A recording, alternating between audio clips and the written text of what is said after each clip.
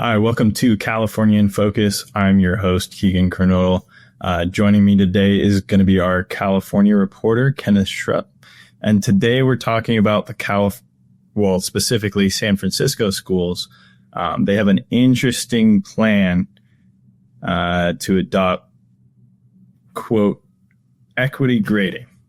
Kenneth, can you tell us what this means? Yeah, Keegan. So San Francisco Unified School District Superintendent Maria Su has been trying to adopt this quote unquote equity grading program for 14 schools. This would have eliminated grading based on attendance, like whether you show up to class on time, homework, and weekly quizzes. Your grade would pretty much only be based on a final exam that you can take multiple times.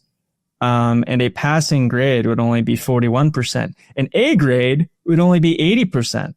So it would be very hard to distinguish between, a student at a school where they have full grading curves, where an A usually starts at 94, 95, 93%, and a public school student who has an A for getting an 80%. It would be just very hard to decide which student to admit because you don't really know what's being tested, especially if these kids aren't even taking standardized tests. Then it's just a complete shot in the dark. So with this grading scale, does that mean there's no such thing as a B, or is B somewhere in the middle now? I don't remember the specifics for B, but I can tell you A is at 80%, C is at 41%. I'm guessing if the math is consistent, B would be somewhere about 60%, which in any other system would be a D. So B would be technically failing at any other school system. Generally, yes. A B under this new grade would probably be an F in any other school, yes. Now, this has gained bipartisan backlash. Can you tell us more about who's saying what on this? Yes, I've honestly never seen such quick and unified opposition to a single policy. Really everyone from the area's members of Congress to the mayor came out lambasting this for being a ridiculous policy. U.S. Representative Ro Khanna, who is an Indian immigrant who represents the East Bay area of San Francisco, is one of the top-ranking Democrats from California. He's the ranking member of the House Armed Services Committee for Cybersecurity, Innovation, Technology, and Information Systems. He said that this was a betrayal of the American dream. He said, "My immigrant dad asked me where the missing 10% went when I scored a 90. He came to America for the chance to work hard and pursue excellence.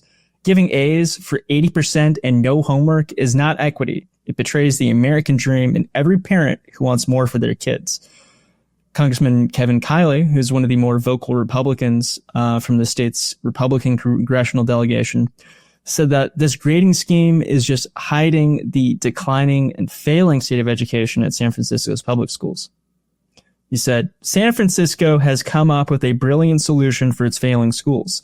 Students simply won't be failed.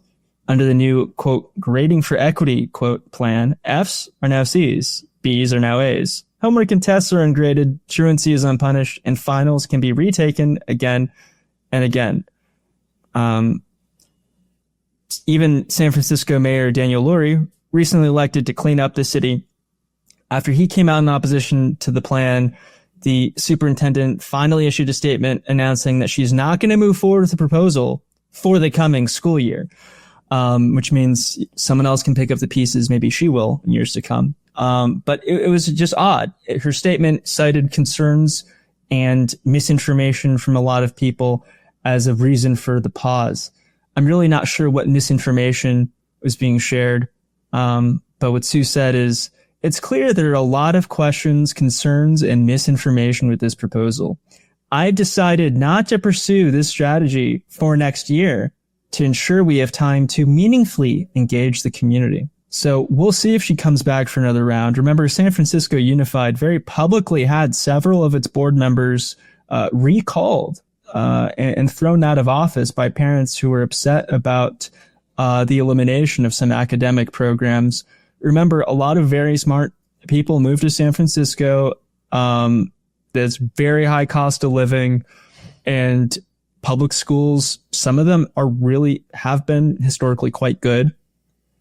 And by eliminating a lot of advanced programs, or at least proposing to eliminate the advanced programs by proposing this, grading equity plan really is derailing a lot of people's lives. Like, what are they going to do? Are they going to have to move out of San Francisco and go to a better school district, but lose access to the job and have to commute hours to work all the time and spend less time with kids just so those kids can get an education that otherwise is available anywhere else but San Francisco?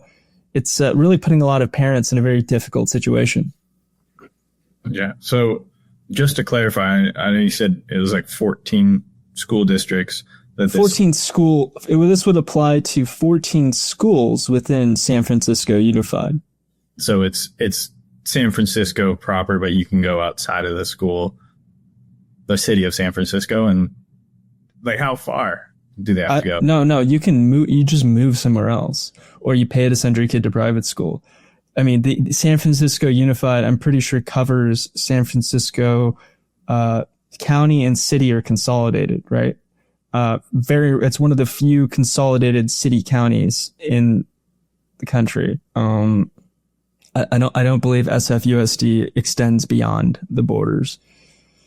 But if you don't make enough money to send your kids to private school, or you also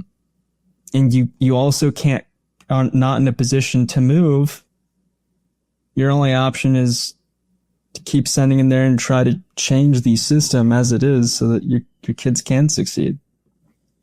Well, it'll be interesting to see whether there's a further push for this or if the backlash has been enough to stop it, I really think that with the election of Lurie, really most officials associated with San Francisco's decline over the last decade, they're consistently getting voted out. People are really tired of what's happened to San Francisco. It's not even the place it was 10 years ago. So people seem to have had enough, and things do seem to be trending better. Encampments are down. It's still not pretty, but it's definitely getting better from what I've seen. Well, thanks for filling us in on this story, Kenneth. Readers can keep up with this and more at thecentersquare.com. And thank you for joining us for another episode of California in Focus.